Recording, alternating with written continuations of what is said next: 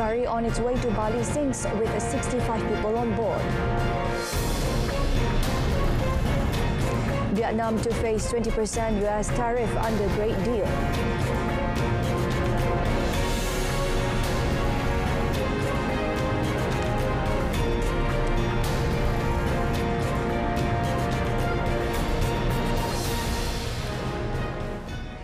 Salam Malaysia Madani, this is World Today. I'm Julai. At least 4 people have died and 23 have been rescued after a ferry carrying 65 people sank on its way to Indonesia's Bali island. The vessel sank before midnight on Wednesday in the Bali Strait as it sailed to the famous holiday destination from Indonesia's main island Java, Surabaya. Indonesian rescuers were racing to find the remaining passengers. According to Search and Rescue, KMP Tunu Pratamajaya sank about 25 minutes after weighing anchor. The ferry's manifest data totaled 53 passengers and 12 passenger crews. A rescue team and inflatable rescue boats were dispatched immediately, and a bigger vessel was later sent from Surabaya to assist the search efforts. The 4 known survivors saved themselves by using the ferry's lifeboat and were found in the water early Thursday. It said the ferry was also transporting 22 vehicles, including 14 trucks. Rescuers said they were still assessing if there were more people on board than the ferry's manifest showed. Marine accidents are a regular occurrence in Indonesia due to lax safety standards and bad weather. At least 4 people, including an assistant commissioner, were killed and 11 others were injured in a blast in Bajau tribal district near the Afghanistan border in northwest Pakistan on Wednesday. Police confirmed the target was the vehicle of Assistant Commissioner Faisal Ismail, who was among those killed in the explosion. Deputy Commissioner Shahid Ali said that among the deceased were Assistant Commissioner Nawagai Subdivision Faisal Ismail, Revenue Officer Abdul Wakil Khan and Police Constable Zahid Khan. Ali said investigations were underway to determine the nature of the explosion. Local police officials suggested that the attack was likely a suicide bombing. According to them, based on initial information, it was believed that a suicide bomber rammed an explosive-laden motorcycle into the vehicle of the Assistant Commissioner. The injured were transported to Kar, the administrative headquarters of Bajau, while critically injured individuals were moved to Peshawar for treatment. No group immediately claimed responsibility for the attack. The tribal district, which borders Afghanistan, and long been a hotspot for terrorist activity, with groups operating across both sides of the border. Iran has officially suspended its cooperation with the United Nations nuclear watchdog. It came after last month's 12-day conflict between Israel and Iran, which saw unprecedented Israeli and US strikes on Iran's nuclear facilities and sharply escalated tensions between Tehran and the International Atomic Energy Agency (IAEA).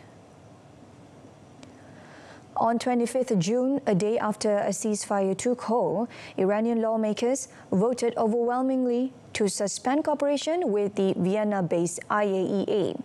According to state television, after Parliament passed the bill, it was approved by the Guardian Council, and President Masoud Pezeshkian formally enacted the suspension yesterday.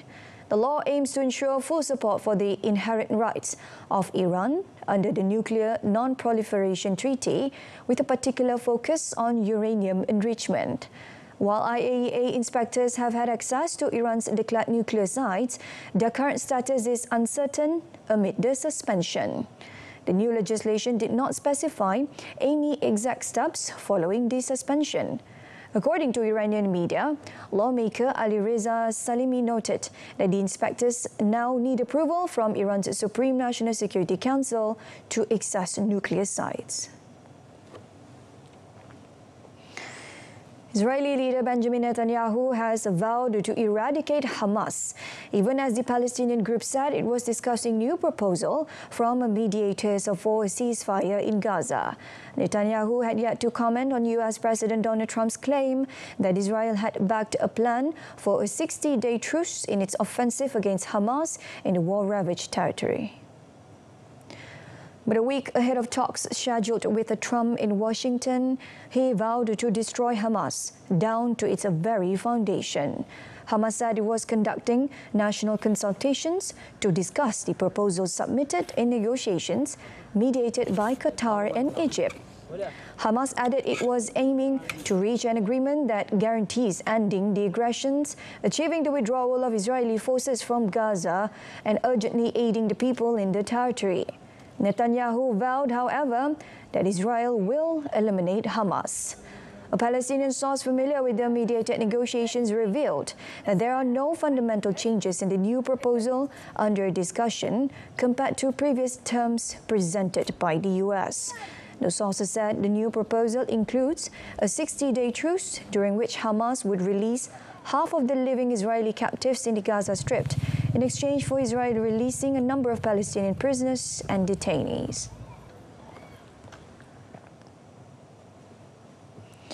Syrian state media reported that statements on signing a peace deal with Israel were premature days after Israel said it was interested in striking a normalization agreement with Damascus.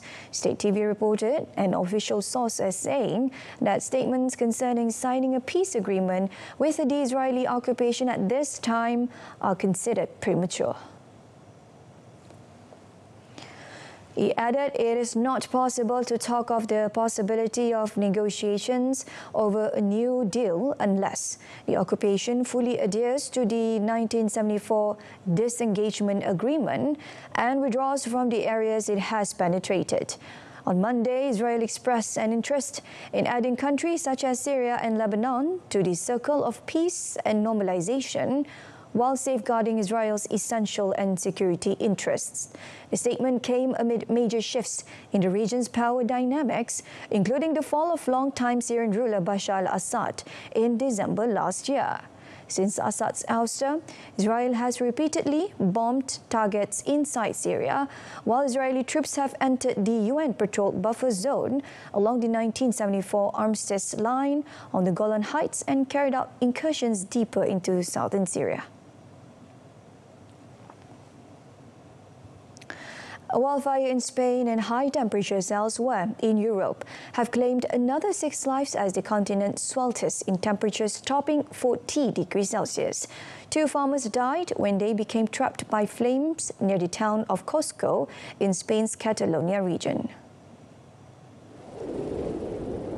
The blaze in Torrefita broke out in a farming area on Tuesday afternoon, destroying several farms and affecting an area stretching for about 40 kilometers. The fire service in a statement said that the fire was extremely violent and erratic due to storms and strong winds.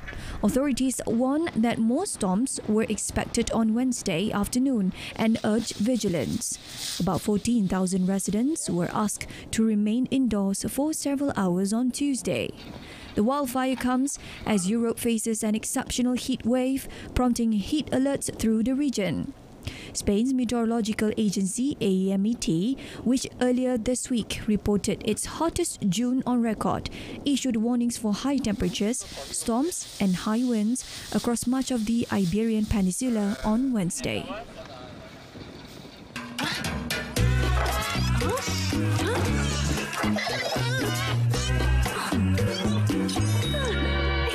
Guna mentol jimat tenaga untuk lebih jimat.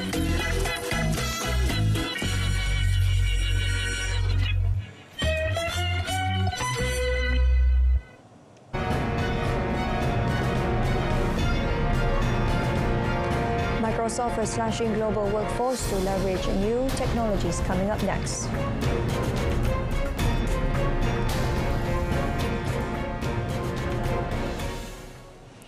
The US has struck a trade deal with Vietnam, under which the country would face a minimum 20% tariff and open its market to US products.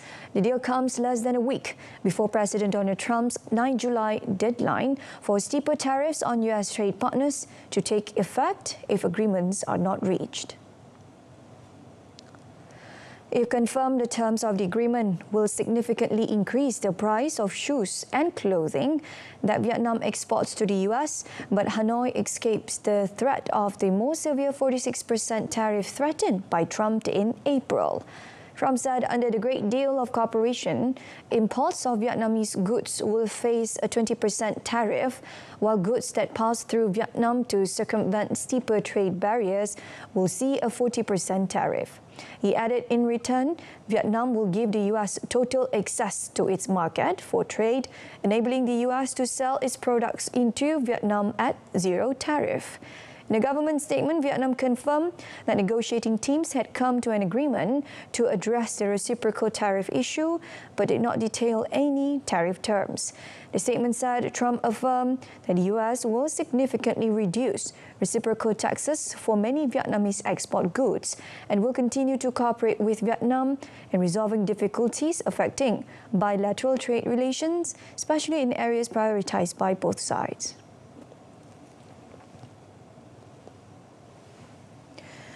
South America's Mercosur trade bloc and a group of 4 European nations have wrapped up talks on a sweeping free trade agreement a decade in the making that will cover nearly all shipments between the countries.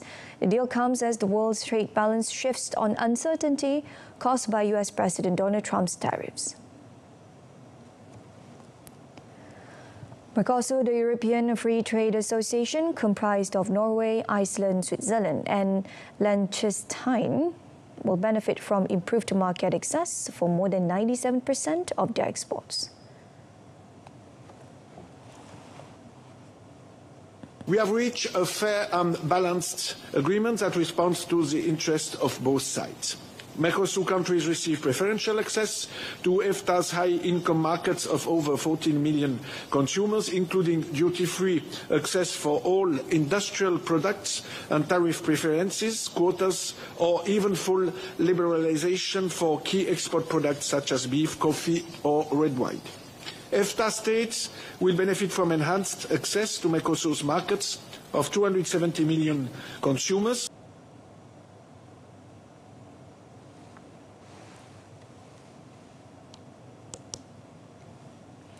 Microsoft is slashing a little less than 4% of its global workforce as it seeks to cut its layer of middle management and leverage new technologies.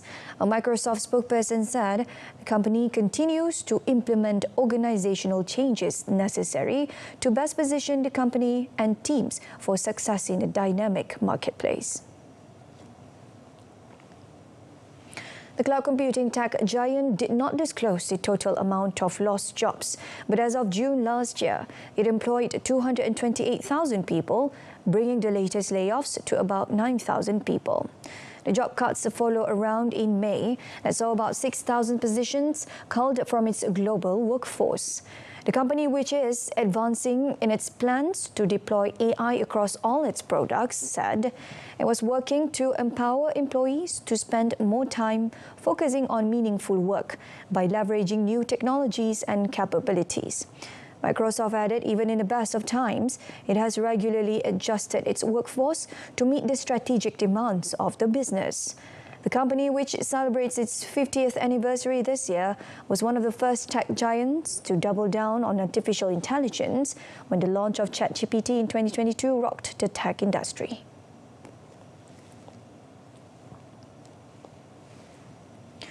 Prime Minister Dato Sri Anwar Ibrahim, who is on a 3-day working visit to Italy, took the opportunity to meet with the members of the Muslim community in Rome. He said the session provided a platform to exchange views on strengthening the development of the Ummah, including addressing Islamophobia through wisdom and diplomacy. During the meeting, he held discussions with Comunità Religiosa Islamic Italiana Vice President Imam Yahya Pallavicini and Islamic Cultural Center of Italy, Grand Mosque of Rome, Secretary General Abdullah Redwan. After the meeting, he reaffirmed Malaysia's commitment to promoting Islam that upholds modernization, tolerance and harmony through education and international collaboration with the Muslim community in Italy. As a symbol of goodwill and the sharing of knowledge, Dato' Sri Anwar also presented contributions to the Muslim community in Rome, including a special edition of the Quran and 10 Italian translated copies. For the record, Italy is home to an estimated 2.7 million Muslims.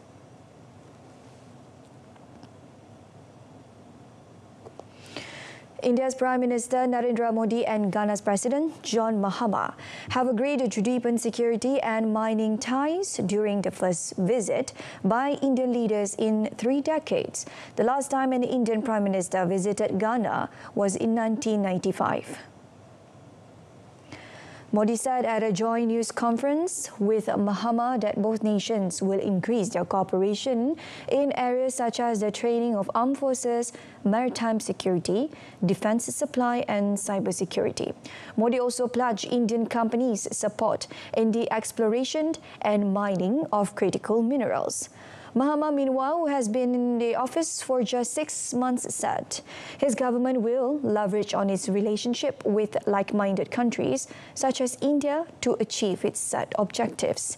He added both countries will work to deepen economic and investment relations at a time that Ghana is undergoing economic restructuring due to the debt treatments in its undergoing and the IMF program. The leader also discussed cooperation in vaccine production.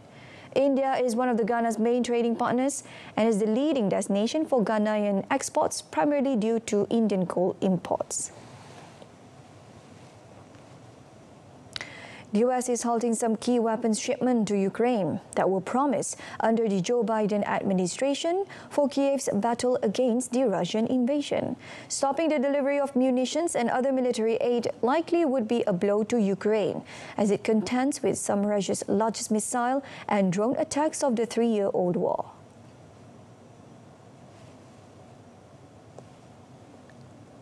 White House Deputy Press Secretary Anna Kelly said the decision was made to put America's interests first, following a Department of Defense review of the nation's military support and assistance to other countries across the globe. The Pentagon review determined that stocks had become too low on some previously pledged munitions. As such, some pending shipments would not be sent to Ukraine. U.S. media reported that missiles for Patriot air defense systems, precision artillery and Hellfire missiles are among the items being held back. The curtailment of military aid signals a possible shift in the priorities of U.S. President Donald Trump, who has pressed for Russia and Ukraine to speed up stalled peace talks. The Republican has moved on to playing a greater role in orchestrating a possible ceasefire in Gaza and toning down Israel-Iran tensions after a deadly 12-day conflict between the arch-foes. The decision by Washington to halt some shipments of critical weapons to Ukraine prompted warnings by Kiev that the move would weaken its ability to defend against intensifying airstrikes and battlefield advances. Ukraine said it had called in the acting U.S. envoy to Kiev to underline the importance of military aid from Washington continuing and cautioned that any cut-off would embolden Russia in its war in Ukraine. The Ukrainian side also emphasized that any delay or procrastination in supporting Ukraine's defense capabilities will only encourage Russia to continue the war rather than to seek peace. The Defense Ministry meanwhile said it had not been officially notified of any halt in U.S. shipments and is seeking clarity from its American counterparts. All weapons aid was briefly stopped in February, with a second, longer halt in March. Washington resumed sending the last of the aid approved under the previous administration of Democratic President Joe Biden, but no new aid to Ukraine has been announced.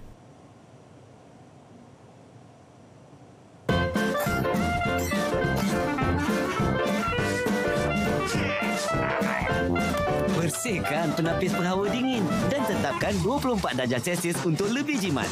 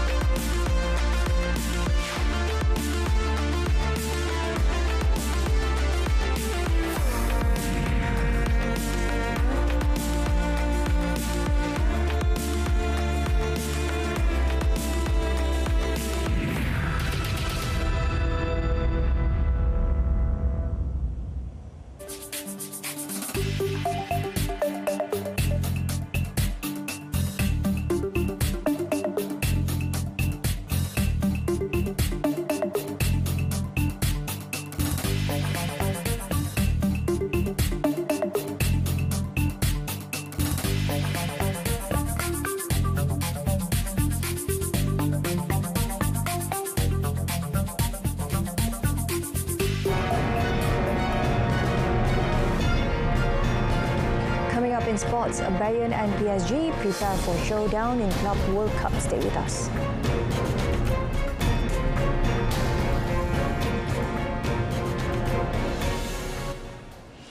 After a dramatic and hard-fought 4-2 victory over Flamengo in the round of 16, Bayern Munich continue their Club World Cup campaign when they face reigning champions league winners Paris Saint-Germain in the quarterfinals at Mercedes-Benz Stadium in Atlanta on Saturday. PSG demonstrated their class in the last 16 clash against Inter Miami, dismantling Lionel Messi, his crew with a dominant 4-0 win, with all goals coming before half-time. Although Bayern face a tough challenge, they can draw confidence from their recent record against PSG, having won their last 4 encounters, including a 1-0 win in November. Striker Harry Kane, who needed treatment during the Club World Cup round of 16 match against Flamengo, took part in a training session on Wednesday as the German champions prepare to play PSG in the quarterfinals. Kane's availability will be a key concern for manager Vincent Kompany after the England striker scored twice against Flamengo to set up Saturday's match against Luis Enrique's French and European champions. For PSG, French star Ousmane Dembélé could potentially make his first start of the tournament after returning from injury as a substitute against Inter Miami. European champions Paris Saint-Germain trained in the Georgia sun on Wednesday as they prepare for their biggest game of the Club World Cup thus far.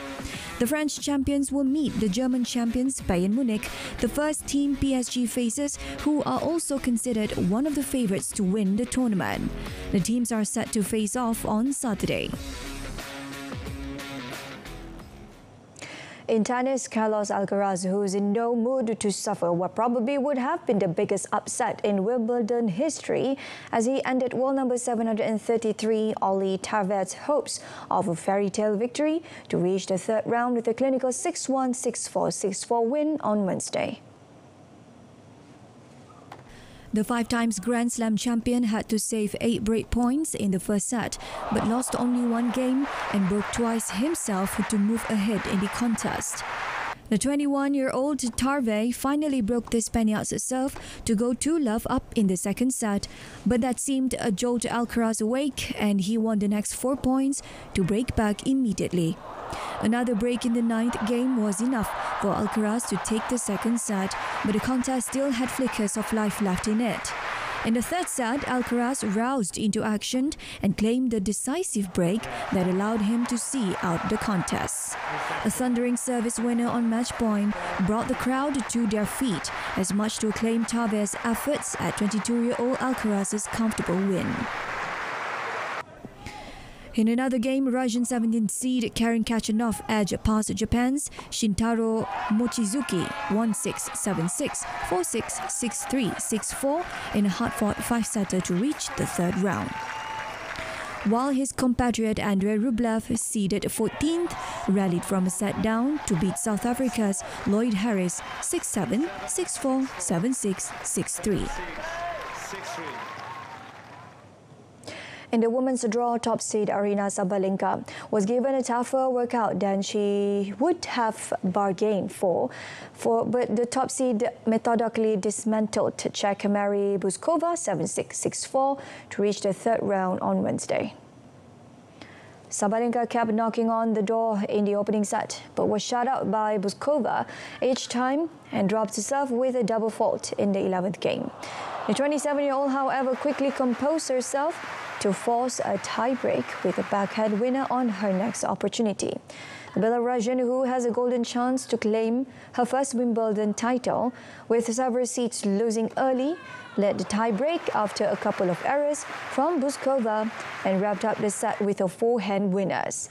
An untimely error at the net by Buskova gifted Sabalenka the break in the fifth game of the second set, and there was no looking back from there as she holding firm to close out the win. There's nothing flashy about American Madison Keys, but she knows how to get the job done as she eased past Olga Danilovic of Serbia 6-4, 6-2. The Australian Open champion is on the hunt for further Grand Slam glory at the All England Club and could become the first woman since the great Serena Williams to win those majors in the same season. Next up for Keys is a match against Germany's Laura Siegemund, who has already earned her best result at Wimbledon by reaching the third round with a 6-2, 6-3 win over Canadian Leila Fernandez. Three British winners have their sight on a home Grand Prix victory this weekend. But Oscar Piastri could rain on the particular parade as Formula One returns to where the championship started 75 years ago. Australia's championship leader can still count on plenty of support as a McLaren driver, but much of the crowd and certainly the 10,000 in Silverstone's sold out Lando stand will be cheering more for British teammate Lando Norris. Norris won Piastri's home Grand Prix in Melbourne in March, an added incentive for the Australian at Silverstone, and the pair aid turning the season into a two-horse race as the campaign reaches the halfway point. It's an intense environment, definitely. I think we try to make it as relaxed and calm and non-stressful as you can, but there's only so much pressure you can take out of fighting for a world championship, right? Piastri is chasing a sixth win in 12 races, while Norris arrives from Australia on a high note. After dominating every practice session he took part in, taking pole by a huge margin and holding off his teammate to win. The two are 15 points apart, with Red Bull's reigning four-times world champion Max Verstappen third overall, but now a hefty 61 points off the lead. If Norris's support is strong, then Ferrari's Lewis Hamilton will always be the big sentimental favourite. The last two races have been won by British drivers, George Russell for Mercedes in Canada and then Norris last weekend. Alright, so that's it from us this afternoon. In our top story, ferry on its way to Bali sinks with 65 people on board. Malaysia Tonight comes on at 8:30 this evening on TV1 and My TV Berita RTM News channel. Mr. MADANI, Rakyat, Disantuni, thank you for watching.